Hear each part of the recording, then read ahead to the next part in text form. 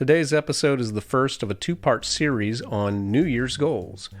And today we're going to talk about things that you might want to consider getting rid of for 2024. Up next.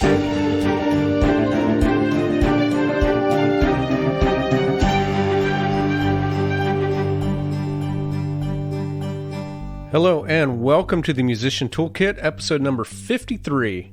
My name is David Lane. I'm your host, and it is great to be with you once again. So we're just about done with 2023, which means this podcast has almost completed its first year because we started on January 2nd, practically the very beginning of the year. So right off the bat, I just want to say thank you so much if you've listened to, if this is your only episode or if you've listened to all 53 episodes. I am very grateful for your support and for all of the shares, for all of the mentions, for all of the messages that you've sent. Just thanks so much for being a listener, and I look forward to what year 2 is going to bring. I'm going to wait until the first episode of January, which happens to be January 1st this year. Yes, there will be episodes, although short ones, out for Christmas Day and New Year's, which happens to fall on a Monday. But I wanted to take this week and next week to just talk about New Year's goals. And I want to approach it from two completely different ways. Obviously, this is the Musician Toolkit. We're going to talk about it from a musician standpoint, but some of what we'll talk about is what will allow you the space and the time to become a better musician in 2024 than you are now. So next week, for episode number 54, I'm going to offer some suggestions of things that you can do to basically add to your life as goals that will help you to become, once again, a better musician. But for today, I want to approach it a little bit differently. I want to talk about some things you might want to consider purging. So let me frame this topic in a different way. I'm a big fan of what people call auditing aspects of your life. Now, this goes by other names depending on which author or which guru is talking about it. But basically, what I'm referring to is the practice of looking at everything that you do, everything that you have, and just deciding, do you really need this in your life?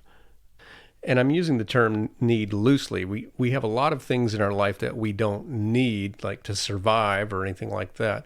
But it means so much to our happiness and to our mental well-being. But all of us tend to have things around that we don't use, that we don't need, that it's just in case. And so this might be a more appropriate episode for Christmas, or at least maybe the day after Christmas, I'm not sure. But before you start thinking about what you'd like to do in 2024, I'd like for you to consider what might you let go of in 2024.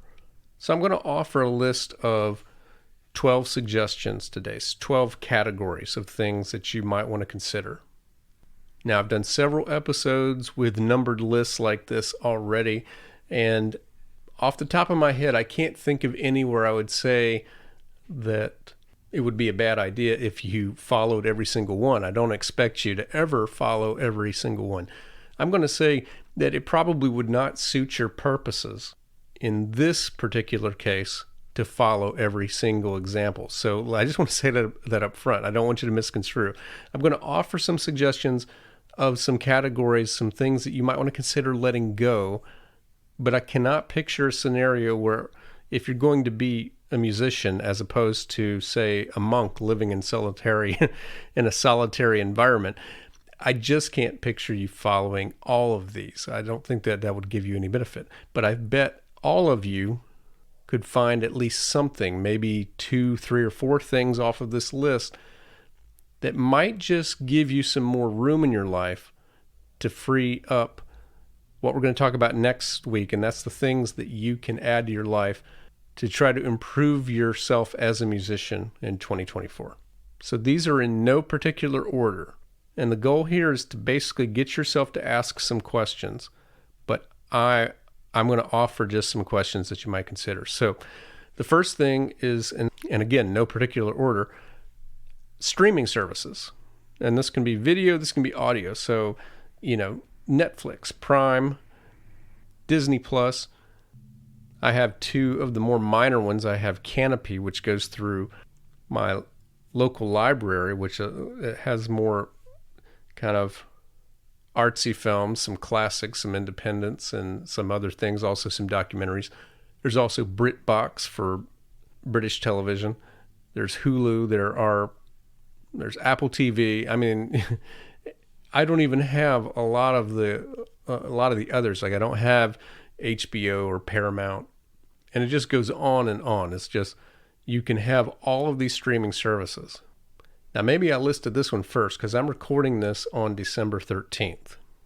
And this may give you an idea of why this episode was on my mind about getting some things out of your life so you can free up time for more things.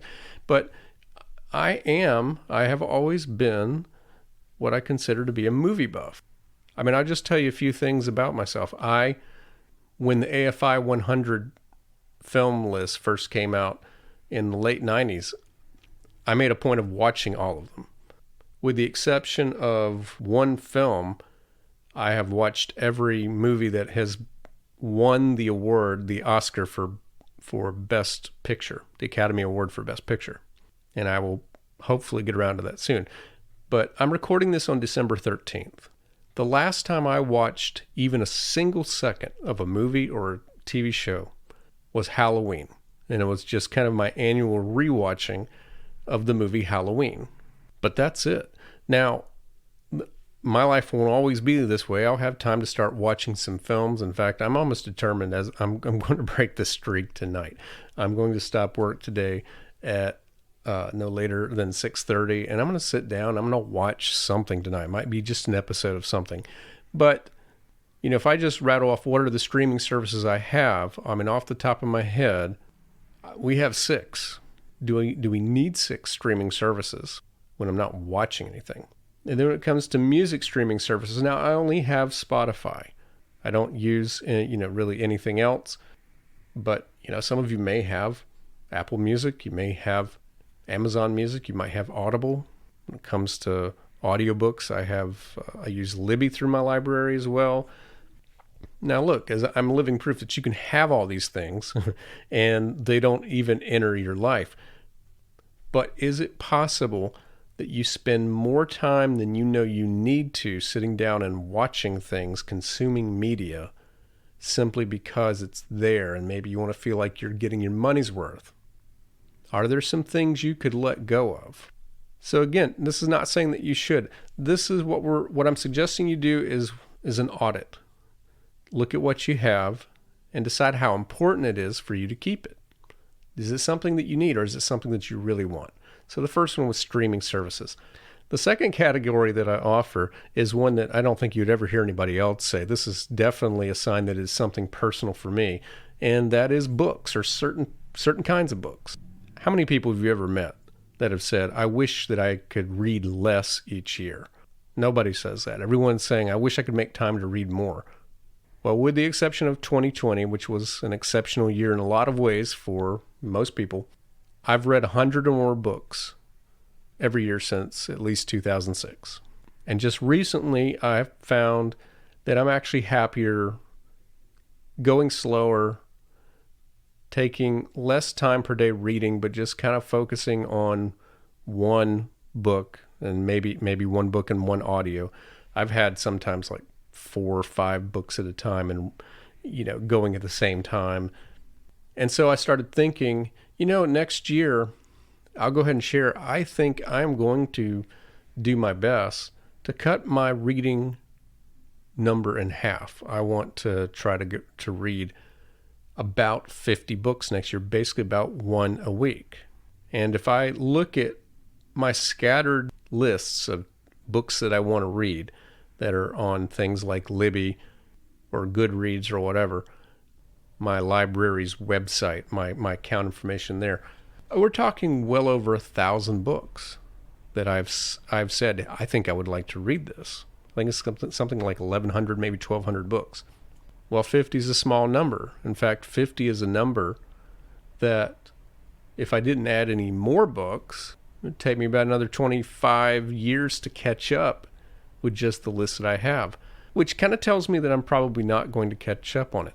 So if I'm only going to read 50 books a year, and I know some of you are probably straining yourself with the eye rolls, 50 books a year probably sounds like quite a lot to some of you. Well, again, you see where my priorities have been. I have not watched anything since October 31st. How many of you who think 50 books sounds like a whole lot can say that you've gone basically 7 weeks without watching anything? Anyway, back to my point. I need to really think about the kinds of books I want to read. What are more important?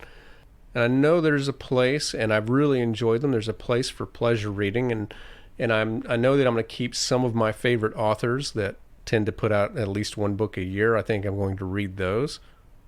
But I've never been one that has to read like all of the fiction books that show up with like Oprah recommends, or that show up on the New York Times bestseller list. It's one of those, I have read those types of books. It's not something that I feel need to do at this time. However, books that help me with business, books about psychology.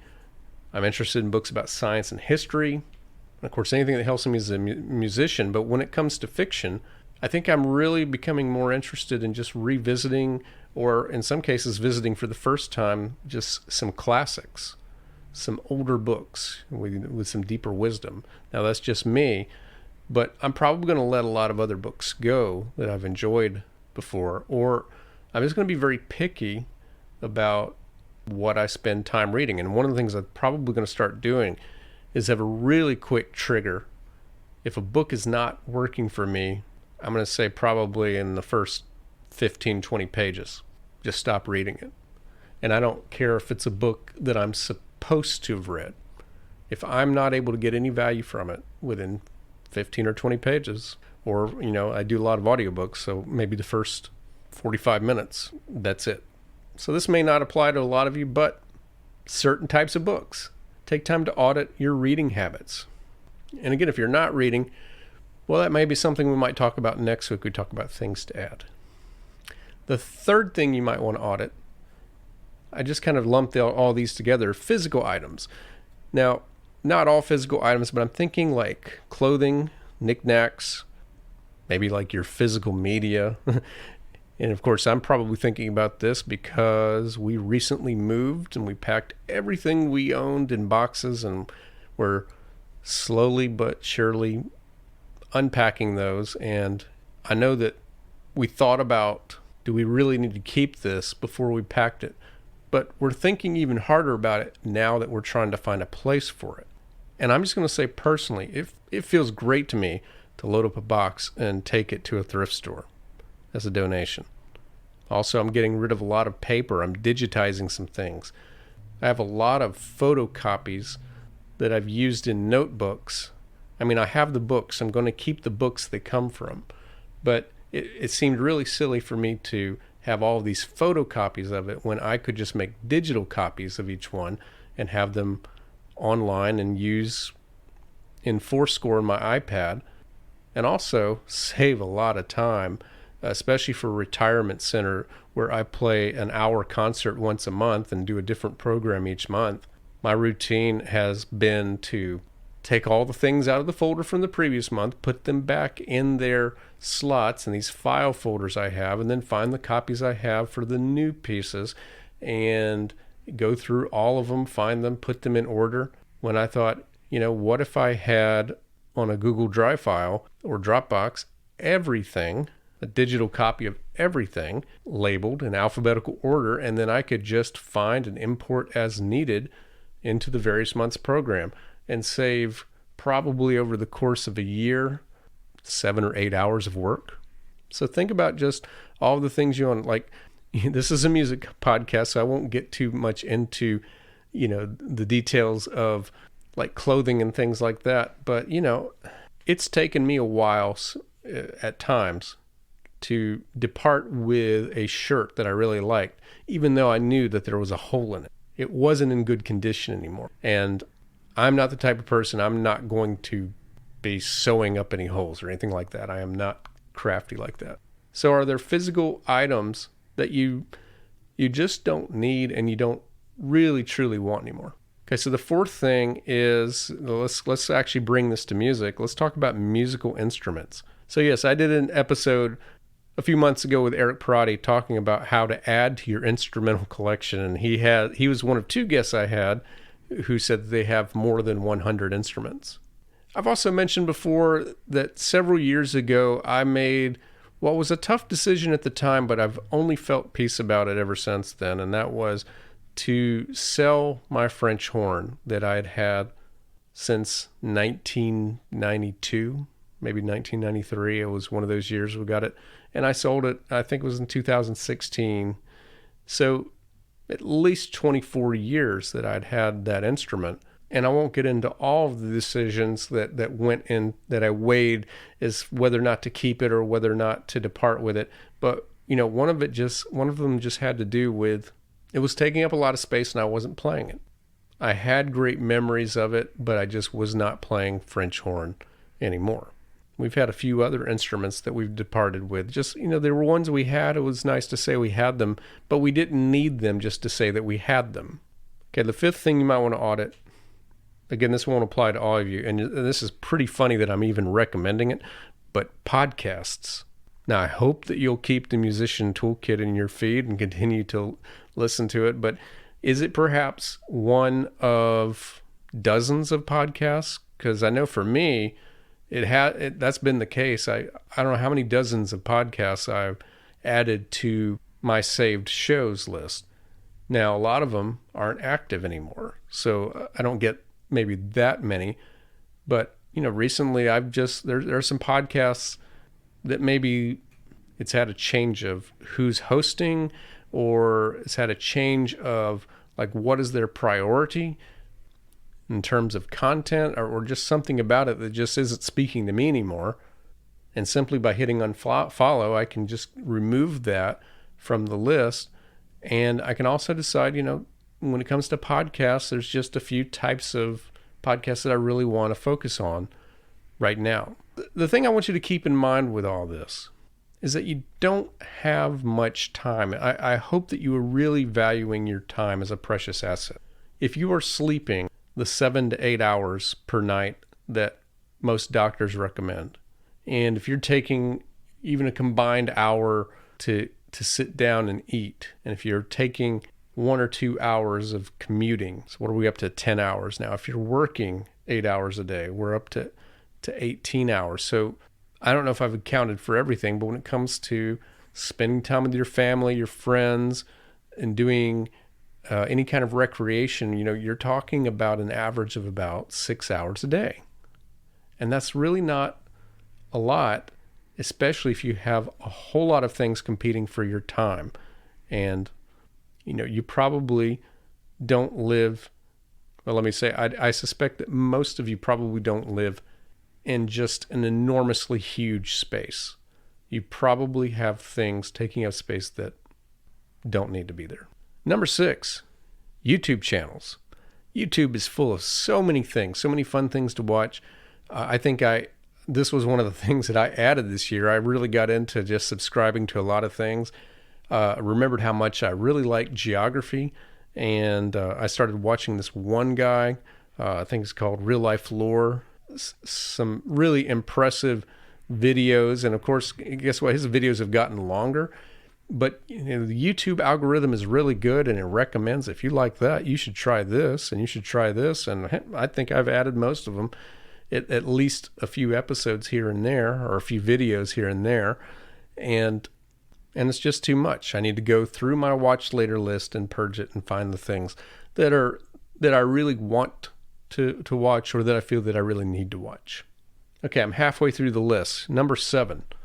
And again, in no particular order, but let's talk to you who are teaching. Maybe you've been teaching, or you're thinking about teaching in 2024. So one of the things you might want to consider is how many students do you want? Do you want as many as you think you need, or do you need all of the ones that you have? And again, this is just something to consider.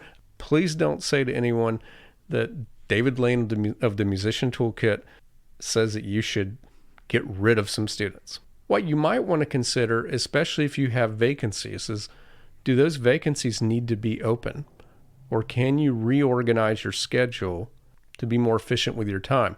Now, if you're like me, and this was me as recently as about 4 or 5 years ago, and you're thinking, well, yeah, I need more students because I'm not getting that much of an income.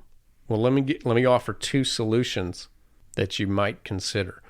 So let's assume that maybe you're doing like a lot of teachers are doing and teaching 30-minute lessons. Well, consider expanding all of your students to 45-minute lessons. Now, what you do with the rate for these existing students is up to you, but I'm going to say for new students, any new students, take the cost of 2 30-minute lessons or 1 hour lesson and make that your charge for 45 minutes.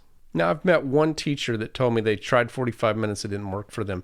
But I think it's the sweet spot for a lot of teachers. And I find that even my young students, I can make that time interesting enough that attention span is not a problem. But I have fewer students taking up more time, paying more per lesson. As I mentioned in the last episode, I charge a rate that inspires me to show up and give my best effort and to be a good teacher. And that leads to more satisfied students. It's a win-win-win all the way around. So if you're thinking of your teaching as a business, instead of thinking about how can you get more students, maybe you need to up to a minimum point, but like what is the set a rate, set a time limit for each student, and just figure out what is the minimum number of students that you need to make that sustainable. And you might already have that many. You just need to rethink how you're doing things. But think about increasing your quality of your teaching, not necessarily your quantity. Another thing you might consider, and I know that I have, group teaching. If you want to see more students, but you want to spend a little less time, that is certainly an option. Okay, the 8th thing to consider auditing out of your life is taking more gigs. I can tell you that this was the case for me last year and this year, well, especially this year, and it will really be the case next year.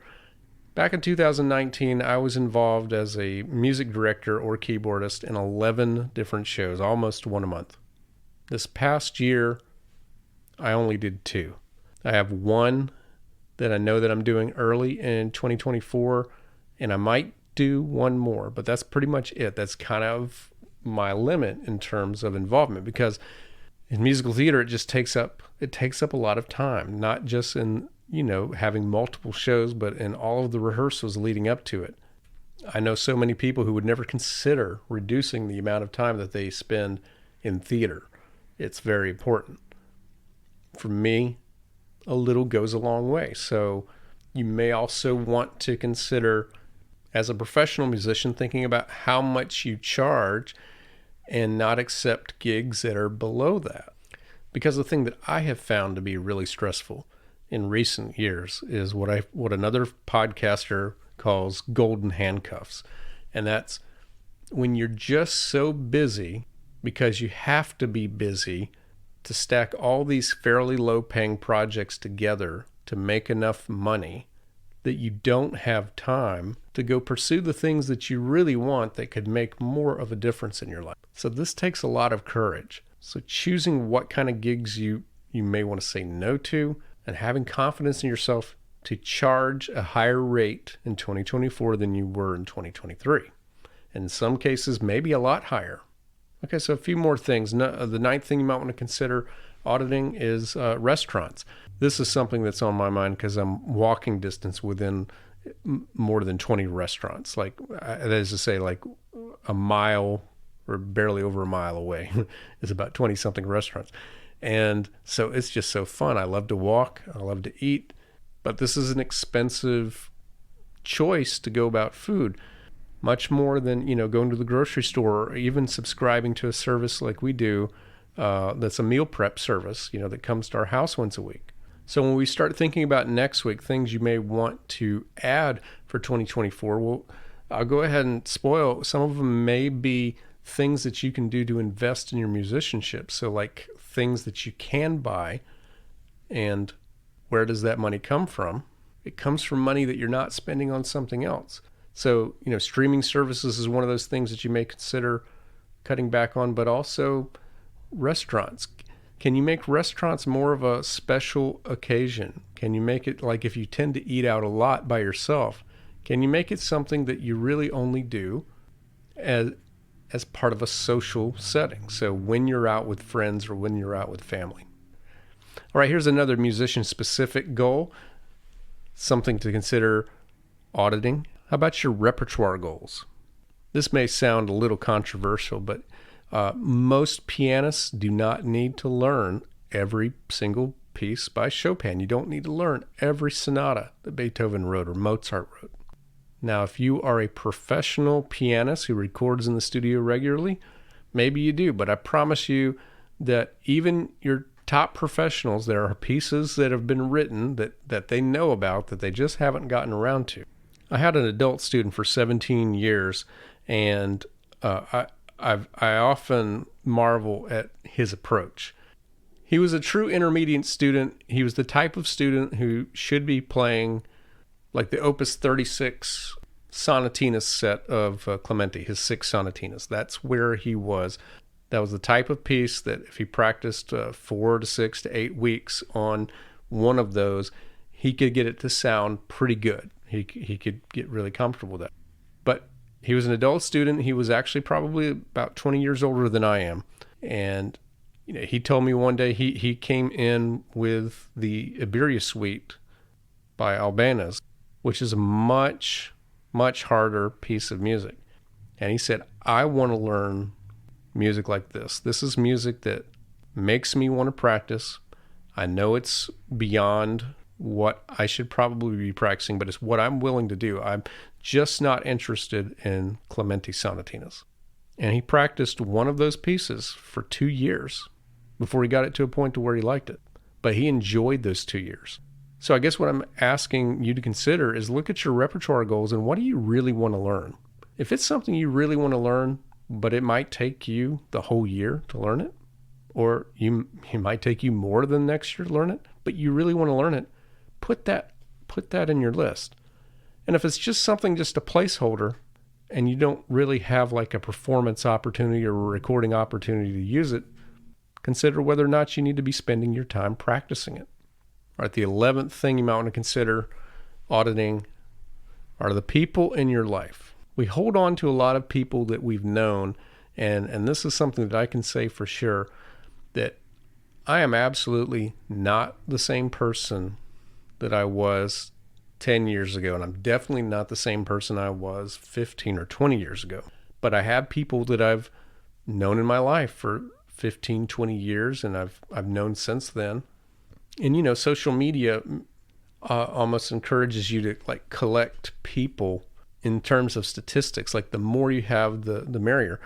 But science tells us that we really only have room for about 150 friends at most in our life. Like any more than that, we are basically putting some on the back shelf. And it's not to say that you have to have 150. This is just kind of how our brains have evolved. But, think about the types of people that you have in your life. And one of the things that I would consider is, do they help you feel better about yourself as a musician and about your goals, or do they make you feel worse? Because I know off the top of my head, I know someone that I have known for a very long time, but if I choose to talk to them about any of my goals, I end up walking away from that conversation thinking, why bother? Everything is pointless, because they're very negative about the possibilities of change and about growth in their own life. And it's almost a defense mechanism that they want to tear down your goals. Now, for me, I choose to keep in contact with this person, but I need to really consciously not talk about my goals. And, for some people, if that's where you're left, do you really want to keep that person in your life if you have to not talk about the things that really matter? So I just mentioned social media. That is the 12th thing that you might consider auditing. So not just from your personal use, but also from your business use. You're going to find people who suggests that if you want to be successful, you need to be posting to TikTok, you need to be posting to LinkedIn, and you need to be posting to Instagram and Facebook and Twitter/X and so forth. Now, I can also point you to people who say that you actually can do just fine without any social media whatsoever if you go about things, with a really good website and, probably have to do some ad placements and or maybe even a strong email list. There's some ways to get around that. But what I would encourage you to do is, why don't you pick 3 at most that you really focus on? So this podcast, for example, I only post about it on Twitter when I have a guest that I know is on Twitter. I haven't found that to be a particularly successful way to grow the podcast. I haven't gotten a lot of feedback from LinkedIn when I've done some things like that. What I found to be the most helpful is Instagram, TikTok, and YouTube Shorts. But I really have started to think, maybe I should pick one of those 3 to try to get more out of it and really grow my audience there. And this is a strategy that you can use in a lot of things in your life that I've heard people say. If you have a lot of things you want to do well, don't try to do them all at once. Well, you don't have to grow your entire social media audience on all of your platforms at once. You could really focus on one of them. So what are some things that you're considering purging for 2024? What are some things that you want to get rid of or do less of so that you have more time for other things? And we're going to talk about what some of those other things could be as a musician. So if this was kind of more of a general podcast, next week's going to be very specific to musicians.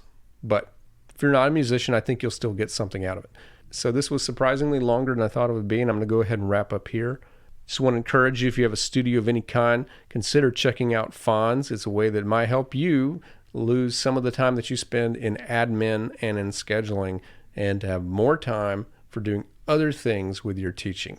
Again, that's going to wrap up episode number 53. Thank you so much for listening, and I'll be back again next week.